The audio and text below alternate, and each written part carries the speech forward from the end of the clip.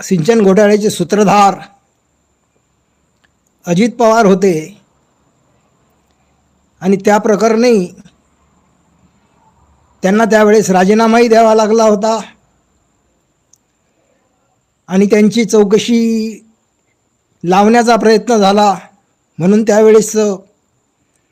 काँग्रेसचं गव्हर्नमेंटही पडलं होतं आणि चितळे समितीची चौकशीसाठी नेमणूक झाली, पण चितळेंनी जरा पळपुटेपणा केला व गोष्टी जशा होत्या तशा त्यांच्या अहवालात नीटपणे मांडल्या नाहीत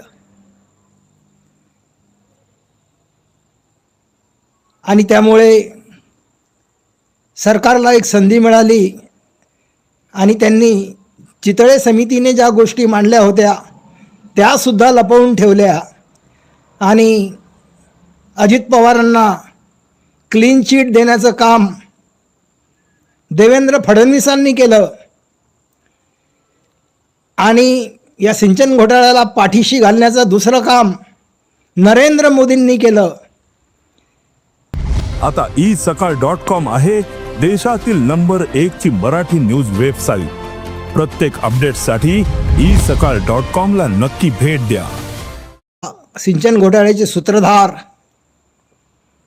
अजित पवार होते आणि त्या प्रकरणी त्यांना त्यावेळेस राजीनामाही द्यावा लागला होता आणि त्यांची चौकशी लावण्याचा प्रयत्न झाला म्हणून त्यावेळेस काँग्रेसचं गव्हर्नमेंटही पडलं होतं आणि चितळे समितीची चौकशीसाठी नेमणूक झाली, पण चितळेंनी जरा पळपुटेपणा केला व गोष्टी जशा होत्या तशा त्यांच्या अहवालात नीटपणे मांडल्या नाहीत आणि त्यामुळे सरकारला एक संधी मिळाली आणि त्यांनी चितळे समितीने ज्या गोष्टी मांडल्या होत्या त्यासुद्धा लपवून ठेवल्या आणि अजित पवारांना क्लीन चिट देण्याचं काम देवेंद्र फडणवीसांनी केलं आणि या सिंचन घोटाळ्याला पाठीशी घालण्याचं दुसरं काम नरेंद्र मोदींनी केलं. सिंचन घोटाळ्याचे सूत्रधार अजित पवार होते आणि त्या प्रकरणी त्यांना त्यावेळेस राजीनामाही द्यावा लागला होता आणि त्यांची चौकशी लावण्याचा प्रयत्न झाला म्हणून त्यावेळेस